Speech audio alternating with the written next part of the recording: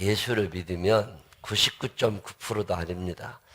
100% 복을 받으며 살게 되어 있습니다. 예수 믿고 복 받는 삶을 살게 되시기를 바랍니다.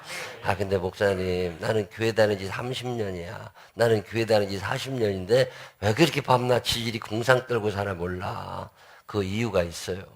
여러분이 받고 싶은 복하고 하나님이 주시려는 복 사이에 엄청난 차이가 나서 그래요.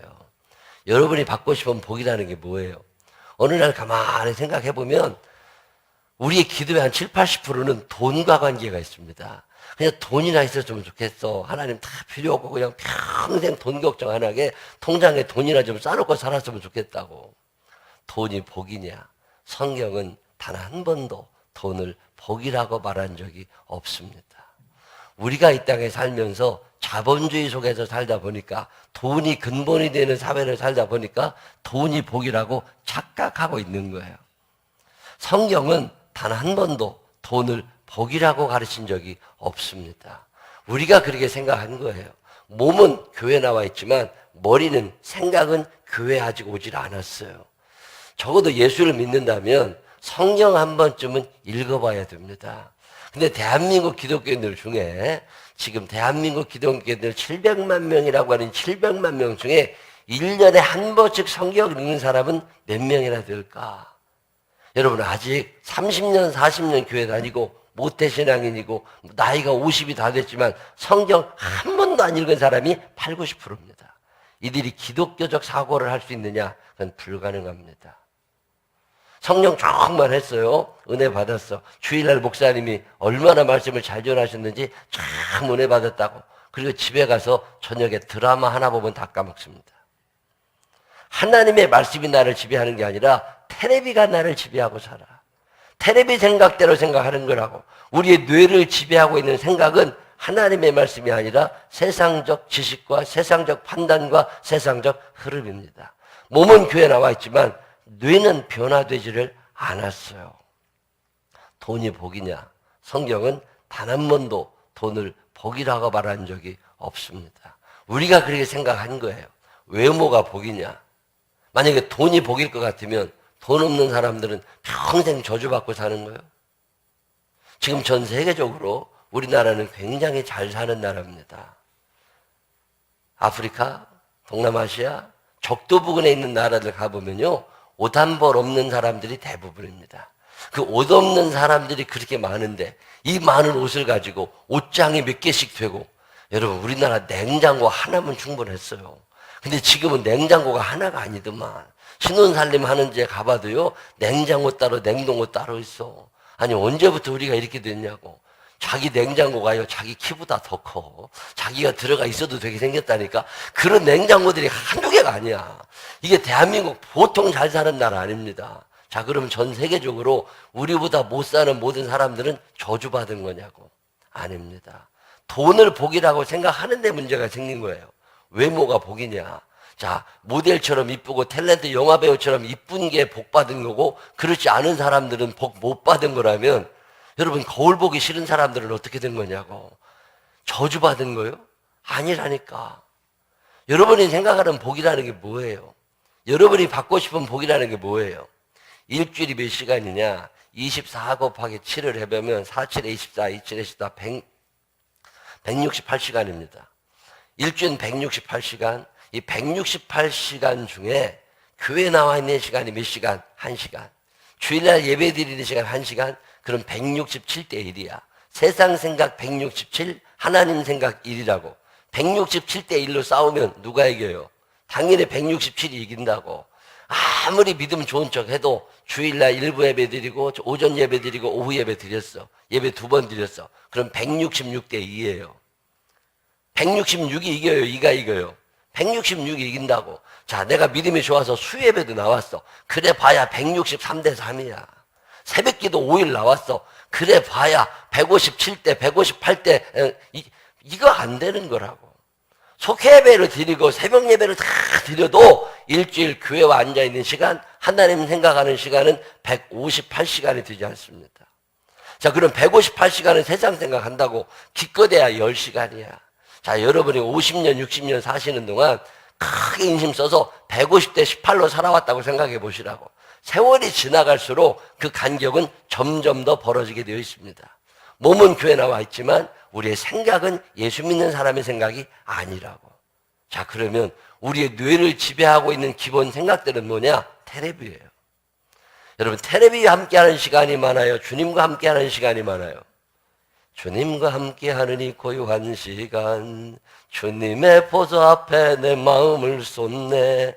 이런 찬양할 때마다 참 부끄럽습니다. 텔레비와 함께하는 이 고요한 시간, 늘 텔레비 속에 살아왔다고. 그다음에 친구들하고 만나며 살아왔다고. 그러고 살면서 그들의 이야기를 들었는데 여러분 친구들의 10명 중에 대부분은 예수를 안 믿는 사람들의 확률이 높습니다. 여자분들보다 특히 남자분들은 예수 안 믿는 친구들 속에서 살아요. 직장 동료의 대부분은 교회를 다니지 않습니다. 그들에게 전해듣는 모든 이야기는 하나님의 말씀이 아닌 거죠. 텔레비 극작가들이 이야기하는 대부분의 이야기들은 하나님의 말씀이 아닌 거죠. 우리는 태생적 한계를 가지고 있습니다. 우리는 예수 믿는 나라에 태어나지 않았어요. 우리 부모님들이 다 예수 믿고 내 친구들이 다 예수 믿고 모든 주변에 있는 사람들이 복음으로 꽉 차서 늘 하나님의 말씀이 내 귀에 들리는 게 아니라 세상적 이야기와 세상적 판단과 세상적 사람들의 수근수근거림이 내 뇌를 점령하고 있다고. 자, 여러분이 가지고 있는 모든 생각들은 성경적이냐? 착각하지 마세요. 성경과 전혀 관계없이 어렸을 때부터 세상적인 지식을 받아들였다고. 복이라는 게 뭐냐? 돈이 복이다. 자, 성경 창세기부터 계시록까지 아무리 읽어봐도 돈 많은 게 복이라는 말은 단 한 번도 나오지 않습니다. 이 생각이 어디서 온 거예요? 우리는 어렸을 때부터 자본주의 사회 속에서 그렇게 배워왔다고. 이삭이라고 하는 사람은 두 아들이 있었습니다. 첫 번째 아들은 에서, 두 번째 아들은 야곱이에요. 야곱의 축복이 좋아요? 에서의 축복이 좋아요? 여러분, 에서를 닮고 싶으세요? 야곱을 닮고 싶으세요? 에서의 축복을 사모하시는 거예요? 야곱의 축복을 사모하시는 거예요? 얘기 한번 해봐요. 여러분, 야곱의 축복이에요? 에서의 축복이에요? 야곱입니다. 우리는 죽었다 깨어나도 야곱입니다. 너는 담당 너머로 뻗은 나무 가지에 푸른 엽새. 이 야곱의 축복입니다. 야곱의 축복을 사모하며 살게 되시기를 바랍니다. 야곱의 축복을 사모하시기를 바랍니다. 야곱의 축복. 그런데 돈 많기로 따지면 에서가 돈이 많았을 것 같아요? 야곱이 돈을 많았을 것 같아요? 성경에 3대 거부가 나옵니다. 솔로몬, 이삭, 욥 이런 사람들을 성경은 거부라고 표현해요. 엄청난 거부 아버지 이삭. 이 이삭의 재산을 다 물려받아가지고 떵떵거리며 살던 사람이 에서예요? 야곱이에요? 에서입니다. 야곱은 철이 없었어요. 야곱은 아버지를 잘 닮지를 않았습니다. 야곱은 어렸을 때부터 엄마만 따라다니는 게 야곱입니다. 여러분 살면서 이왕이면 돈이 좀 있고 사내답고 이런 게 좋아요? 아니면 아들이 태어났는데 늘 엄마 치마만 붙잡고 다니고 그런 게 좋아요? 여러분 에서가 좋아요? 야곱이 좋아요? 여러분 잘 생각해봐요. 돈 많기로 따지면 에서입니다. 야곱은 어릴 때부터 철이 없었어요. 아버지 속여먹고 형 속여먹고 맞아 죽을까 봐 죽으라고 도망갔던 게 야곱입니다. 그 도망을 가가지고서 바단 아람 그 하란 땅에서 잘 살았으면 얼마나 좋아. 철이 없어가지고 여자만 쫓아다니는 게 야곱이라. 거기 가서도 어떤 지지배 하나한테 눈이 신 거예요. 그래가지고 그거 쫓아다니느라고 정신없이 살던 게 그게 야곱이에요. 얼마나 정신이 없었는지 7년 동안 거기서 일해가지고 열심히 돈을 벌었는데 그 모든 돈을 갖다가 엄마를 갖다 준 게 아니라 여자친구 다 갖다 줬어. 그게 야곱입니다. 여러분 아들이 대학 졸업하고 대학원 졸업해가지고 좋은 직장에 취직해가지고 월급을 받았는데 직장에서 어떤 여자애가 마음에 든다고 월급만 타면 그거 다 갖다 줘. 엄마는 10,000원짜리 하나도 안 줘. 엄마는 귀마개 하나도 안 사다 주고 다 여자친구 갖다 줬어. 몇 년 동안? 7년 동안. 그런 거 집에서 밥 먹여야 돼요? 말해야 돼요? 그게 야곱이요. 여러분이 야곱이 누군지 몰라가지고 그러지. 그리고 7년 동안 열심히 여자 쫓아다녔는데 그리고 나서 결혼을 했는데 결혼을 해보니까 그 여자가 아니야. 그래서 엄한 여자하고 결혼하게 됐어요. 그래서 다시 7년, 14년 동안 모든 연봉을 다 털어다 주고 여자 하나 얻어왔어. 그게 야곱이에요. 여러분의 아들이 제발 그렇게 좀 됐으면 좋겠는 사람 있으면 아멘 한번 해봐. 여러분, 그게 야곱이에요. 우리 교회 집사님한테 물어봤다니까 7년 동안 연봉 받으면 얼마나 되냐? 그랬더니 적어도 3억은 넘는다네. 14년 동안 돈 받으면 얼마나 되냐? 그랬더니 아무리 적게 받아도 7억, 8억은 넘어간다네. 어지간하면 대기업 간 사람들은 10억도 넘어받고 그 10억이 넘는 월급을 받는 동안 엄마 아버지 설렁탕 거를 안 사줬어. 다 여자친구 갖다 줬어. 그게 야곱입니다. 그러고 살던 어느 날 정신이 번쩍 난 거예요. 아, 내가 노후 대책이 없구나. 아, 내가 애들은 많아졌는데 부인은 넷이나 되는데 이거 어떻게 먹여 살리지? 그러니까 정신이 번쩍 나서요. 열심히 돈 벌라고 그 당시에 하란 땅에서 제일 부자가 누구냐면 라반이라고 하는 야곱의 외삼촌입니다. 외삼촌이 라반 그룹, 이 라반 주식회사 회장님이야. 찾아가가지고 얘기합니다. 아, 외삼촌, 나도 먹고 좀 살게. 나한테도 뭐 좀 달라고. 그래가지고 사정해가지고 목 축업하는 자회사 하나 얻어가지고 CEO로 있던 게 야곱입니다. 이 야곱이 거기에서 열심히 일을 했어요. 그래서 자기 지분을 점점 늘려가기 시작한 거지. 근데 그게 자기가 노력해서 해외에서 무슨 개척을 해서 온 게 아니라 외삼촌 지분을 서울서 뺏어오기 시작한 거예요. 그걸 어느 날 외삼촌이 알게 된 거야. 외삼촌이 꼭지가 돌아가지고 야곱을 죽인다고 쫓아왔습니다. 그래서 부지런히 도망가던 게 야곱입니다. 그리고 20년 바다나람 그 하란 땅의 생활을 끝내고 갈 데가 있어야지. 아무리 찾아봐도 갈 데라고는 자기 아버지 집밖에 없어. 그래서 아버지 집에 다시 돌아갑니다. 근데 아버지 집에 가려고 보니까 거기에 지금 누가 살고 있어요? 아버지 이삭의 재산을 물려받아 잘 살고 있는 에서가 거기 있다고. 갈 수가 있어야지. 에서한테 맞아 죽을까봐 고민하다가 뇌물 작전을 씁니다. 근데 야곱이 뇌물을 잔뜩 만들어가지고서 형님에게 먼저 보내면서 형, 나 좀 용서해줘. 내가 그동안 잘못해서 이거 받고 나 좀 용서해줘. 그리고 뇌물을 주는데 그 뇌물 목록이 창세기에 나옵니다. 약대가 몇 마리, 소가 몇 마리, 암소가 몇 마리, 양이 몇 마리, 뭐 이렇게 염소가 몇 마리, 순염소가 몇 마리, 암염소가 몇 마리. 이게 창세기 읽어보면 나오는데 그게 오늘날의 시세로 따지면 얼마나 되나 이게 궁금해가지고 내가 축산물 공판장 홈페이지에 들어가가지고 오늘의 시세로 다 맞춰봤어요. 그랬더니 한 6억 원, 7억 원 되더라고. 여러분, 뇌물 6, 7억 줄 정도 되면 괜찮은 거예요? 안 괜찮은 거예요? 괜찮은 거지. 잘 살게 됐다니까, 야곱이. 그래서 그거를 탁 에서한테 안겨줬더니 에서가 뭐라고 그래요? 고맙다고 해요, 안 해요? 고맙다고 안 합니다. 뭘 이런 걸 갖고냐고. 이런 건 우리 집에 지천으로 깔렸다는 거예요. 에서가 부자예요, 야곱이 부자예요? 에서가 부자입니다. 여러분, 에서가 좋아요, 야곱이 좋아요? 아, 그래도 야곱 해야지. 사람들이 의리가 있어야지. 다 어디 가버렸네. 아, 이렇게 하루 한 시간도 아니라서 마음 베끼면 안 돼. 우리 여러분, 돈이 복이냐? 성경은 단 한 번도 돈을 복이라고 말한 적이 없습니다. 돈이 복일 것 같으면 우리는 에서의 축복을 바라야지. 여러분, 잘생기기로 따지면 에서예요, 야곱이에요? 잘생기기로 따지면 에서입니다. 에서는요, 집 밖에 나가면 지집 애들이 꼬였어요. 근데 야곱은 아무도 안 쳐다봐. 그래도 집에서 늘 엄마 치마만 붙잡고 살던 게 야곱입니다. 여러분의 손자가, 여러분의 아들이 초등학교 가고 중학교 가면 그래도 반장이라도 한번 하고 회장이라도 한번 하는 게 좋아요? 아니면 입후보도 못 해보는 게 좋아요? 에서는 가면 회장이라도 하던 게 에서예요.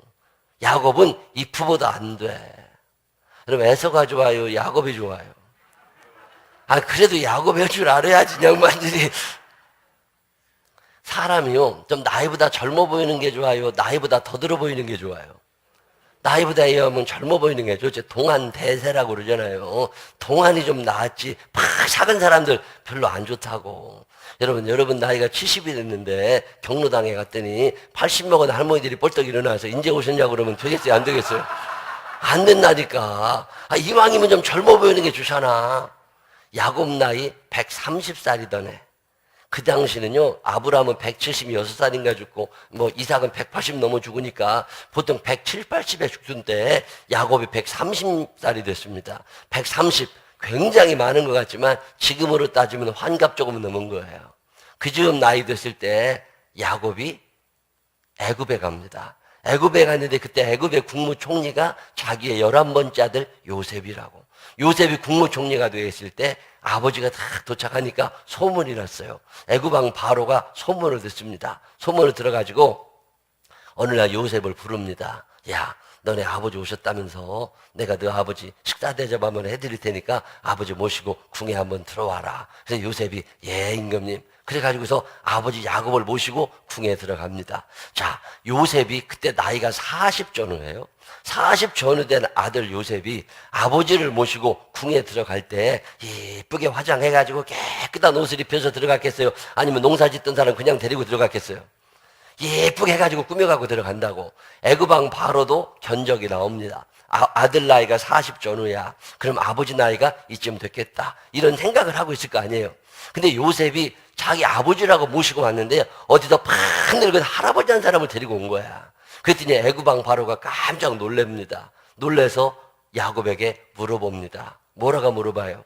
노인장, 연세가 얼마나 되셔? 그랬더니 야곱이 눈치를 챕니다. 아, 내가 나이보다 더 사가 보이는구나. 그래서 뭐라고 얘기해요? 내 나그네의 세월이 130년이온데 내 열조들보다 험악한 인생을 살아가지고 얼굴이 이렇게 사갔으니까 이게 해달라고 그래. 여러분, 이게 야곱이에요. 여러분, 나이가 들어서 70쯤 됐는데 90쯤 되어 보이면 얼마나 기분 나쁘겠어. 여러분, 야곱이 좋아요? 에서가 좋아요? 아니, 야곱 좋다는 사람 다 어디 갔어? 여러분, 복이 뭐예요? 도대체 여러분이 받고 싶은 복이 뭐냐고. 돈이 복이냐? 외모가 복이냐? 건강이 복이냐? 성경은 단 한 번도 그것을 복이라고 가르친 적이 없어요. 세상에 그렇게 가르친 거예요. 구약뿐이 아닙니다. 신약에서 최고 복받은 사람 중에 하나가 누구냐면 바울 목사님입니다. 바울 목사님 참 훌륭한 분이고 얼마나 많은 사람들이 존경하고 배우고 싶어요. 저도 바울 목사님 참 좋아합니다. 자, 바울이 누구예요? 그는 태생 자체가 훌륭한 사람입니다. 그는 소읍이 아닌 큰 성 길리기아 다소에서 태어난 사람이에요. 여러분, 이왕이면 좋은 동네에서 사는 게 좋아요? 아니면 저 촌구석에서 사는 게 좋아요? 여러분 딸이 시집을 간다고 생각을 해봐. 여러분 딸이 시집을 가면 강남구에 뭐 일원동, 개포동, 논현동, 뭐 역삼동 이런 데 강남구로 시집을 오는 게 좋아요? 아니면 저 강원도, 태백, 평창, 삼척, 정선 이런 데로 가는 게 좋아요? 여러분 솔직히 말해봐요. 강원도가 좋아요? 강남이 좋아요? 이왕이면 강남이 낫지. 바울 목사님은요, 태어날 때 그런 데 태어난 사람이야. 길리기아 다소에서 태어났다니까. 훌륭한 선생님 밑에서 공부했어요. 아버지가 돈이 많았어요. 로마 시민권자입니다. 이중 언어를 할 줄 아는 사람이에요. 태어나자마자 이중 언어를 할 줄 알아. 얼마나 큰 복을 받은 사람이야. 거기다가 그가 일찍 예루살렘에 유학을 가가지고 그 당시에 최고의 선생님. 요즘 대학이 뭐 서울대다 연세대학이다 뭐 대학이 있지만 그때는 대학이 없을 때잖아요. 대학이 없을 때 선생님 밑에서 배울 때 소크라테스 밑에서 배우고 플라톤 밑에서 배우고 이럴 때 그 당시에 최고의 선생이라고 하는 감말리엘이라는 사람 밑에서 배운 사람이 바울입니다. 감말리엘의 문화생이 되려고 하면 그 나이에 창세기부터 신명기까지를 다 외워야 된다는 거예요. 창세기, 출애굽기, 레위기, 민수기, 신명기를 외우지 않으면 제자로 받아주지도 않아. 그런 어마어마한 선생 밑에서 그거를 딸딸 외우며 살던 사람이 바울입니다. 좋은 집안에 태어났고 아버지도 돈도 많고 이 사람도 머리도 좋고 공부도 참 잘했다고. 그리고 문화생 생활 끝나자마자 요즘으로 말하면 사법고시 합격을 한 거예요. 그래서 서기관이 됐다니까. 서기관이라고 하는 건 법을 판단하고 법을 집행하던 사람들입니다. 어떤 사람은 그가 대법관쯤 됐던 사람이라고 표현하는 주석책도 있고 어떤 책에는 검사쯤 됐다는 사람도 있어. 어쨌든 간에 요즘으로 말하면 좋은 부모 밑에도 태어나서 공부 열심히 해가지고 8학군에서 살다가 인류대학 졸업하고 고시 합격해가지고 미래가 쫙 열린 어떤 사람이 된 거예요. 괜찮아요? 안 괜찮아요? 괜찮잖아요. 이거 하고 싶은 거 아니에요. 근데 바울 목사님이 예수를 믿은 다음에 뭐라고 고백합니까? 내게 그리스도를 아는 지식이 가장 고상해서 내가 소중하게 여기던 이 모든 것들을 다 어떻게 했대요? 배설물같이 버렸대. 배설물이 뭐예요? 똥이야, 똥. 똥같이 버렸다고. 똥같이 버렸다는 얘기가 무슨 얘기예요? 여러분 아침에 화장실 가서 똥 싸놓은 다음에 물 내릴 때 아까워요, 안 아까워요? 아이고 이거 내려가네, 이거 어쩌냐, 이거 또 못 담아두냐, 이런 사람 있어요, 없어요? 뒤도 안 돌아보고 물 내리고 내려와. 그게 똥이에요. 바울 목사님이 그렇게 물 내려버린 거, 그거 오늘 주스러 댕기는 거잖아요. 바울 목사님이 그렇게 소중하게 생각했던 거, 다 버렸다니까. 여러분, 복이라는 게 뭐예요? 하나님이 여러분에게 주시려는 복이라는 게 뭘까? 그럼 목사님, 아무리 교회 다녀도 돈 벌기는 틀린 건가요? 꼭 그런 건 아니야. 제가 어느 날 24시간 편의점에 가가지고서 음료수 하나를 샀어요. 이 음료수 하나를 사가지고서 이걸 달라고. 그랬더니 카운터에서 아르바이트 내가 찍어보더니 가만히 계시래.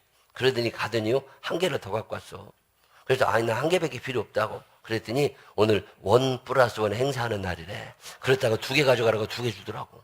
얼마나 기분이 좋아. 내가 달라고 했어요, 안 했어요? 내가 달라고 안 했어. 근데 챙겨주시잖아. 너희는 먼저 그의 나라와 그의 의를 구하라. 그리하면 이 모든 것을 너희에게 더하여 주시리라. 더하여 주실 줄로 믿으시기를 바랍니다. 하나님이 주시려는 본질의 복을 받으면 여러분 이 땅에 살아가는 데 필요한 것들은 하나님이 덤으로 끼워주십니다. 이 끼워주시는 게 1+1의 축복이에요. 내가 달라고 안 했다니까. 근데 어느 날 보면 붙어 앉아 있어. 이 복을 받게 되시기를 바랍니다. 이 복을 사모하게 되시기를 바랍니다. 이게 1+1의 축복입니다. 옆 사람 손을 꼭 붙잡고 1+1의 축복을 받으세요. 시작. 내가 달라고 안 했다니까. 내가 달라고 안 했는데 그냥 끼워주셔. 근데 여자들은요, 이 본질의 물건에는 관심이 없습니다. 뭘 껴주나 이것만 쳐다보고 댕겨. 아, 여자들이 왜 그런가 몰라. 아, 어느 날 내가 어떤 권사님 집에 신방을 갔더니요, 후라이팬이 너무 이쁜 거야. 후라이팬이 시꺼먼면 되는데 아주 노랗고 빨갛고 참 이쁜 후라이팬이 있더라고. 그래가지고 아이 권사님 그거 어디서 사셨느냐고 참 이쁘다고 그랬더니 이거 산 거 아니래. 그럼 그게 뭐냐고 그러니까 말도 못해. 근데 그게 뭐냐고 자꾸 물어봤더니요, 전자랜드인가 하이마트인가 어디를 갔다네. 그랬더니요, 그 후라이팬이 너무 이쁘더래요. 그래도 그게 얼마짜리냐고 물어봤더니 파는 거 아니라고 그랬대. 그리고 그게 뭐냐고 그러니까 이게 전자레인지인가 뭐 이렇게 굉장히 큰 거 한 4, 50만 원짜리 뭘 하나 사면 프라이팬 하나 껴주는 거라 그랬대요. 그렇다고 이 권사님 가가지고서 그 전자레인지 하나 사왔어. 후라이팬 껴온다고. 이 여자가 정신 있는 여자예요, 없는 여자예요? 아, 여자들은 왜 그런가 몰라. 아, 우리 집에도 그런 여자 하나 있어요.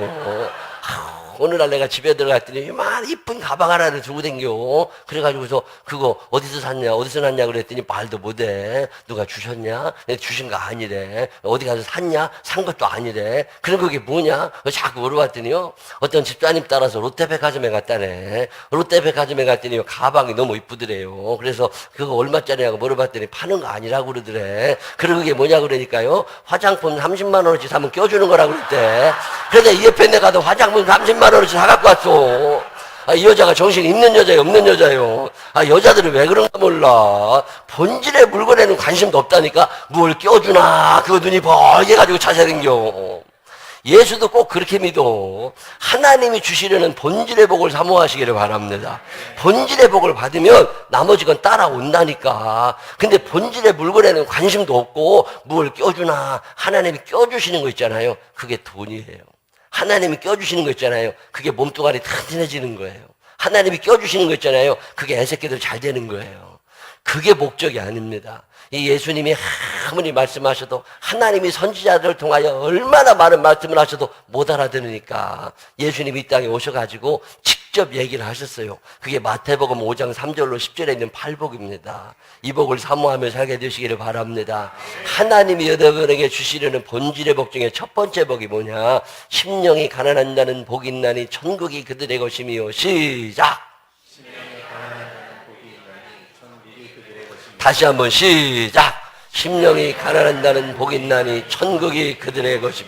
천국이 최고의 축복인 줄로 믿으시기를 바랍니다. 여러분, 팔복은요, 첫 번째 복도 천국이고 8번째 복도 천국이에요. 의리의리하여 박해를 받는 자는 복이 있나니 천국이 그들의 것입니다. 팔복이라는 선물 세트는 첫 번째 물건도 천국, 8번째 물건도 천국, 천국으로 둘러싸여 있는 게 팔복입니다. 천국이 최고의 축복인 줄로 믿으시기를 바랍니다. 오직 천국의 복만 사모하며 사니 주여 내 작은 이름 기억하옵소서. 주가 나의 이름 보좌 앞에 놓인 어린 양 생명책에 기록하셨을까. 천국이 최고의 복인 줄로 믿어주시는 분들만 아멘 한번 해봐. 예수님이 이 땅에 오셔서 회개하라 돈을 벌 것이다 아닙니다. 회개하라 병이 나을 것이다 아닙니다. 회개하라 그 다음에 뭐예요? 천국이 가까웠느니라. 세례 요한이 이 땅에 와서 죽도록 외치는 음성이 뭐예요? 회개하라, 돈을 벌 것이다. 아닙니다. 회개하라 다음에는 뭐가 나와요? 천국이 가까웠느니라. 하나님이 우리에게 제일 주시고 싶은 축복은 천국인 줄로 믿으시기를 바랍니다. 어느 날 내 마음 가운데 이게 들어온 거예요. 난 돈이 복인 줄 알았어요. 외모가 복인 줄 알았어요. 건강이 복인 줄 알았어요. 애들이 잘 되는 게 복인 줄 알았어요. 근데 그게 복이 아니라 하나님이 내게 주시려는 최고의 축복은 천국임을 믿으시기를 바랍니다. 내가 이게 믿어진 거예요. 그리고 났더니 다른 게 안 보이기 시작한 거야. 그래서 천국에 가고 싶었어요. 나는 어디 큰 나라는 뭐 어떻게 세계 이런 건 별로 관심이 없는데 나는 천국에 관심이 많아. 나는 여행은 많이 안 다녀도 괜찮은데 꼭 천국은 가보고 싶더라고. 사모하며 살게 되시기를 바랍니다. 사모하며 살게 되시기를 바랍니다. 내가 영원히 사모할 주님 부드러운 그 모습을 그냥 주님 생각만 하면요 거기 가고 싶은 거야. 어떤 사람이 천국 가느냐? 심령이 가난한 자가 복이 있대. 심령이 가난해야 돼요. 심령이 가난한 자가 되어 살게 되시기를 바랍니다. 이 가난하다고 하는 말은 무슨 말인가 그러고 원어를 찾아봤더니 3일 굶었다는 말입니다. 3일 굶은 사람을 가난한 사람이라고 그래요. 여러분 3일 굶어 보셨어요? 제가 어느 날 집에서 3일을 금식한 적이 있어요. 집에서 3일을 금식하고 있는데 이게 3일 금식할 때 난 12시부터 금식을 시작한 거야. 11시 반에 밥 시큼 먹고 배 터지게 밥 먹어놓은 다음에 3일 이제 굶는다고 그리고 금식을 시작했는데 하루를 지났는데요. 내가 교회를 나가는데 우리 집에서 교회까지 가려면 떡볶이집 하나를 지나가거든요. 근데 저는 1년에 떡볶이 하나를 주워 먹는 사람이 아닙니다. 근데 하루를 굶으니까 거기 가고 싶더만. 이게 발걸음이 이게 멈춰져요. 그 이상하대. 이틀을 굶잖아요. 이틀을 굶으니까요 아무 생각도 안 나고 떡볶이 생각밖에 안 나. 그래가지고 거기 이렇게 가가지고서요 냄새라도 맡고 싶어. 이게 굶으니까 사람이 그렇게 되더만요. 3일을 굶으니까요 집 밖에 나가기도 싫어. 시계만 쳐다봐. 이제 몇 시만 되면 12시만 되면 내가 밥 먹을 수 있어. 시계만 쳐다보고 있는 거야. 분명히 내가 방금 전에 11시인 거 봤거든요. 근데 한참 지는 것 같은데 11시 5분이야. 이거 시계 죽은 거 아니야? 배터리 갈아야 되는 거 아니야? 별 생각이 다 난다니까. 11시 반부터 밥상 차려놓고요 기다립니다. 이게 12시 되기에. 여러분 3일 굶으면요 아무 생각 안 납니다. 무슨 생각밖에 안 나요? 밥 생각밖에 안 나. 가난하다는 말이 그 말이에요. 심령이 가난하다고 하는 말은 무슨 얘기냐면 내 마음 가운데 주님이 계셔야 되는데 내게 주님이 안 계신 것 같아. 그러면 못 살 것 같아. 아무것도 필요 없어. 주님 한 분 계셔야 되는데 주님 안 계시면 못 살 것 같은 사람. 내 모든 관심이 예수님에게 집중이 되어가지고 예수님이 안 계시면 한순간도 못 살겠는 사람. 낮에나 밤에나 눈물 머금고 내 주님 모실 날만 고대합니다. 가실 때 다시 오마 하신 예수님 오 주여 언제나 오시렵니까? 여러분 이런 찬양하세요. 옛날 한국교회가 불같이 일어날 때 우리 믿음의 선배들이 불렀던 찬양입니다. 먼 하늘 이상한 구름만 떠도 행여나 내 주님 오시는가 해. 그죠? 먼 하늘에 이상한 구름 하나만 떠도 저것 타고 오늘 주님 오셨으면 좋겠어. 다시 오마 다시 오마 또 다시 오마. 주님 다시 오신다고 그랬잖아요. 보라 주님 구름 타시고 나팔 불 때에 다시 오시리. 주님 오신다고 그랬잖아. 야 오늘 주님 오시나? 오늘 주님 오시나? 이상한 구름 하나만 떠도 그거 바라다 보면서 저거 타고 우리 주님 안 오시나? 그냥 아침부터 저녁까지 이 생각이 꽉 찬 사람. 심령이 가난한 자라고 그럽니다. 내가 미국에 부흥회 갈 일이 있어가지고 미국에 부흥회를 가는데 일본 나리타 공항에서 비행기를 갈아탄 적이 있어요. 비행기를 갈아타려고 한 2시간 여유가 있어가지고 공항 로비에서 나와 서성거리는데 하늘을 보니까 구름이 너무 이쁜 거야. 한국에서 못 본 구름이 너무 이쁜 게 있어요. 근데 그 구름이 쫙 흘러가는데요. 우리 주님 생각이 나는 거야. 아, 오늘 주님 저 구름 타고 그냥 오셨으면 좋겠다. 미국 부흥회는 뭐로 가? 여기서 주님 만나면 되지. 그리고 이거 미국 가고 싶은 생각이 탁 잘하신 거야. 그냥 여기서 우리 주님 오셨으면 좋겠어. 사모하며 살게 되시기를 바랍니다. 사모하며 살게 되시기를 바랍니다. 너희가 돌이켜 어린아이들과 같이 되지 아니하면 결단코 천국에 들어가지 못하리라. 어린아이 같다는 게 뭐예요? 애들같이 겸손하라, 애들같이 진실하라, 애들같이 뭐 정 다 맞는 얘기요. 근데 애들하고 어른하고 차이가 어디서 나는 줄 아세요? 여러분 애들 아장아장 걷는 애들 있잖아요. 이런 애들 데리고 놀이터 가보셨어? 놀이터 가면요 놀으라 그러면 잘 놉니다. 놀다가 뻘떡 일어나서 뚫레뚫레 살펴 누구를 찾는 거예요? 엄마를 찾아, 할머니를 찾아. 근데 보니까 엄마가 저기, 할머니가 저기 있어. 그러면 씩 웃어요. 그래 탁 와가지고 한번 안기고 또 가서 놉니다. 그게 애들이에요. 근데 애가 뻘떡 일어나서 뚫레뚫레 살폈는데 엄마가 없어. 그럼 어떻게 해요? 막 울어. 아니 왜 울어? 엄마가 마트에 갔더니 화장실 갔더니 오겠지. 근데 그건 우리 생각이고 애들은요 엄마가 안 보이는 순간 더 이상 살고 싶지 않은 거야. 이게 엄마가 없는 순간 나는 이제 끝난 거야. 이제 엄마부터 찾아야 돼. 막 울고 찾는다니까. 그걸 어린아이 같다고 그래요. 절대 의존의 감정. 이거 어린아이들은요 엄마 없으면 못 삽니다. 그러니까 엄마가 밀어내도 또 파고들고 사는 거야. 근데 애들이 이제 초등학교 고학년쯤 되잖아요. 엄마한테 물어봅니다. 엄마 오늘 어디 안 가냐고. 친구들하고 놀아야 되는데 엄마 있으면 방해되니까 집 좀 비워달라고. 여러분 어린아이 같다고 하는 게 뭔지 아시겠어요?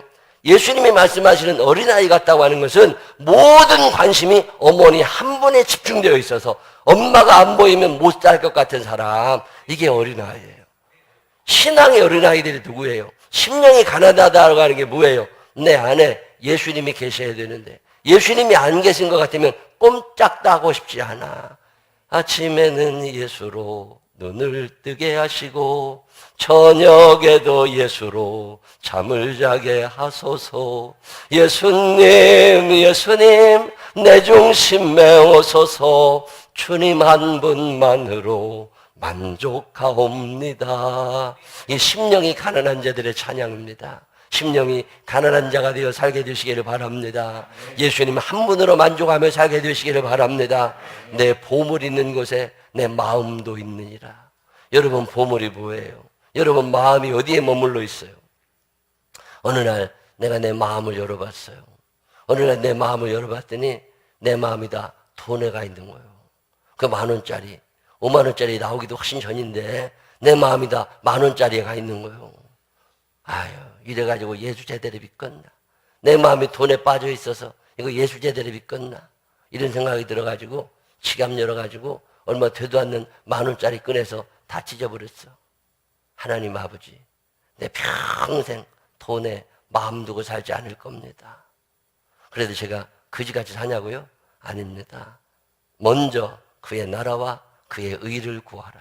그리하면 이 모든 것을 너희에게 더하여 주시리라. 더하여 주시마 약속하신 하나님이 그날부터 내 주머니를 채워주기 시작하시더라고. 넉넉하게 삽니다. 여유 있게 삽니다. 목사님들 만나면 내가 늘 밥 사고 여유롭게 살아. 얼마나 행복한지 몰라. 돈 찢어봤어요? 돈 찢어봤어? 돈 안 찢어봤으면 말도 오지 마라. 여러분 마음의 보물이 뭐예요? 어느 날 내 마음을 열어봤더니 내 마음이 다 애들한테 가 있는 거예요. 우리 딸, 우리 아들. 하나님 아버지, 내 이래가지고 예수 제대로 믿겠나 싶어서 하나님께 말씀드렸습니다. 하나님, 쟤네들 내 아들 아닙니다. 내 딸 아닙니다. 하나님이 길러주십시오. 나 쟤네들 못 기릅니다. 그리고 인연 끊었어. 그래서 우리 아들, 딸이 불량 청소년 됐느냐고요? 아니라니까. 저보다 믿음 더 좋아요. 내가 우리 집에서 믿음 제일 없어. 그래가지고 아들, 딸 보기가 미안할 때가 많아요. 하나님이 길러주시니까. 하나님이 나보다 더 훌륭하게 기르신다니까. 얼마나 감사한지 몰라. 여러분 마음의 보물이 뭐예요? 어느 날 내 마음을 열어봤더니 내 마음이 다 아파트에 가 있는 거예요. 제가 재테크에 눈이 빨리 떠져가지고 80년대 후반에 청약저축을 갖고 있었어요. 90년대 초반에, 90년대 중반에 청약저축 1순위 통장을 그냥. 근데 나랑 같이 그거 했던 애가 일산에 아파트를 당첨시키더라고. 나보고도 빨리 해야 된다고. 돈만 있으면 거기다 돈 넣어놔야 돼. 야, 아파트 한 채니까 사람이 살면서 평생 이사 안 가도 되는 집 하나 있어야 된다 그래가지고요. 그때 아파트. 그때는 뭐 분당, 판교 이런 게 막 뜨지 않을 때입니다. 그때는 아파트 하나 사면은 아파트가 아파트를 낳고 그래서 금방 부자 될 때요. 그때 나한테 그게 하나 있었어요. 어느 날 내 마음이 다 아파트에 가 있는 거예요. 이래가지고 예수 제대로 믿겠나? 그런 생각이 들어가지고 그것 갖고 그 당시에 주택은행 찾아갔어. 주택은행 창구에다가 밀어넣고서 이거 해약해달라고. 그랬더니요, 창구 여직원이 뻘떡 일어나. 그러더니 이거 그런 게 아니래. 이게 뭔 줄 아냐고. 아파트 한 채라고. 일찍 시작하셨구만. 다른 사람들은 이거 없어서 난리인데 왜 해약하려고 그러냐고. 돈이 필요하면 대출 받아 가시라고. 아니라고. 나 집 필요 없다고. 나 집 안 살라고 그런다고. 그랬더니요, 부지점장이 나왔어. 그러더니 나를 설득하는 거예요. 이거 그렇게 해약하는 게 아니라고. 이게 뭔지 모르시나 본데 이게 아파트 한 채라고. 이거 해약하는 거 아니라고. 내가 얘기했어요. 내 평생 내 이름으로 된 집 한 채 안 갖고 살라고 그러니까 이거 해약해달라고. 내 마음을 그의 나라와 그의 의에 두고 양떼와 소떼 내 마음을 두고 살 거니까 이거 해약해달라고. 그래서 해약해다가 헌금화가 말았어요. 그래가지고서 그지같이 집도 없이 사느냐고요? 아닙니다. 제가 우리 교회 건물 짓기 전에 송파구에 60평 넘는 아파트에 살았어. 그리고 지금은 교회 짓고 교회에서 살다가 사택 마련해줘서 너 사택에서 잘 살아. 1년에 반은 이러고 돌아다니니까 호텔에서 사는 날이 반이야. 얼마나 잠잘 자는가 몰라. 먼저 그의 나라와 그의 의를 구하며 살게 되시기를 바랍니다. 이 모든 것을 더하여 주실 줄로 믿으시기를 바랍니다. 어느 날 내 마음을 열어보니까요, 내 마음이 다 자동차에 가 있는 거예요. 내가 차를 좋아하고 스피드를 좋아해가지고 자동차에 내 마음이 있어. 내가 90년대 초반에 승용차가 있었습니다. 그때 담임 목사님 외에는 승용차 없을 때야. 그때 내가 승용차를 90년대 초반에 타고 다녔다니까. 제가 스피드를 좋아해가지고요, 어느 날 새벽기도 끝난 다음에 목회할 때는 아닌데 그때는 고속도로에 차 끌고 나가. 1500cc지만 고속도로에 차 끌고 나가가지고요, 우리 아버지가 천안에 계실 때인데 서울에서 천안까지 25분이면 갑니다. 160km 이하로는 밟아본 적이 없어. 그때는 스피드건 쏠 때지 카메라가 하나도 없을 때입니다. 그때는 뭐 새벽에 경찰관이 나와 있을 거 아니니까 서울에서 탁 출발하면요, 천안에 25분에 가 있어. 나를 추월하는 차가 한 대도 없었어. 그러고 돌아다녔다고. 어느 날 내 마음을 열어보니까 내 마음이 다 자동차에 가 있는 거예요. 에이씨, 이래가지고 예수 제대로 믿겠나? 그래서 차 팔아버렸어. 그래가지고서 봉고차 하나 사가지고서 목회한다고 하는데요, 이놈은 밟아도 안 나가. 그래가지고서 요즘에도 과속이라는 걸 못합니다. 여러분 마음이 어디가 있는 거예요? 여러분의 마음이 어디가 있어? 여러분의 보물이 뭐예요? 예수 그리스도가 여러분의 보물이 되시기를 바랍니다. 그 사람들이 심령이 가난한 거예요. 이 심령이 가난해서 예수 없으면 못 살겠는 사람, 이런 사람들에게 주님이 원 플러스 원의 축복을 허락하여 주심을 믿으시기를 바랍니다. 왜 그렇게 지질이 궁상 떨고 스트레스 받고 힘들게 사는 줄 아세요? 하나님이 주시려는 천국에는 관심이 없고 이 땅에도 잘 먹고 잘 살려고 그러니까 그래. 천국을 소유하게 되시기를 바랍니다. 천국을 사모하게 되시기를 바랍니다. 여기에 내 마음을 두고 살면 하나님이 이 세상의 모든 것들은 책임져 주시는 분이심을 믿으시기를 바랍니다. 심령이 가난한 나는 복이 있나니 천국이 그들의 것이며. 시작! 천국을 최고의 보물로 여기며 살고 싶으신 분들만 아멘 한번 해봐요. 기도하겠습니다. 하나님 아버지, 내 마음의 보물이 뭡니까? 내 마음을 열어보면 애들이, 돈이, 아파트가, 자동차가, 가방이, 옷이, 신발이, 내 몸뚱아리가 들어있습니다. 하나님, 나는 예수 믿는 사람이 맞습니까? 교회는 나와 있지만 세상 사람들하고 차이가 전혀 나질 않습니다. 하나님 아버지, 언제까지 이렇게 초라하게 째째하게 살아야 되는 건지 한 번쯤 삶의 결단도 하게 하여 주시어서 이 땅이 끝이 아니라 천국이 끝이라는 사실을 기억하게 하여 주시옵시고 그 천국을 바라보며 투자할 수 있는 당신의 자녀들이 되게 하여 주시옵소서. 심령이 가난한 자가 되고 싶습니다. 예수 없으면 못 사는 사람이 되고 싶습니다. 우리의 마음 가운데 있는 세상 것들 싹 뽑아내 주시옵시고 성령님 우리 안에 예수의 영으로 채워주시어서 심령이 가난한 자가 되게 하여 주옵소서. 천국 백성이 되게 하여 주옵소서. 그동안 복이 뭔지도 모르고 세상 것들만 추구하며 자랑하며 살아왔던 그릇된 날들의 죄를 용서하여 주옵소서. 예수님 거룩하신 이름으로 기도드렸습니다. 아멘. 광고 하나 합니다. 오늘 저녁 예배 때는 기도에 대해서 말씀드릴 거예요. 저녁에 기도, 어떻게, 왜 나는 기도가 응답이 안 되는지, 어떻게 기도해야 되는지 말씀드릴 거니까 저녁에 오셔서 은혜의 시간 함께 나누시기를 바랍니다. 오늘 새벽에 참 많이 오셔서 너무 감사해요. 어제 오후 예배에 오셨던 이는 거의 다 오신 것 같아요. 너무 감사해요. 내일 새벽에 팔복 두 번째 시간 여러분 만납니다. 내일 새벽에도 또 여러분 뵙기를 원합니다. 우리 찬양 하나 하고 멀리 갔더니 철양하고 고나며 그 예배 387장일 거예요. 387장 1절만 찬양하신 후에 그게 G키로 돼 있죠. 반주자님 G키로 돼 있죠. 그게 조금 낮출 수 있어요. 한 D나 이 정도로 낮출 수 있어요. D나 이 정도로 낮출 수 있어요. 오케이, 한번 가봅시다.